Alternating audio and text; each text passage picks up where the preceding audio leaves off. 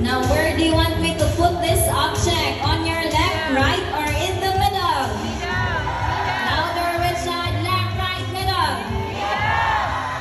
Okay, let's put it right here.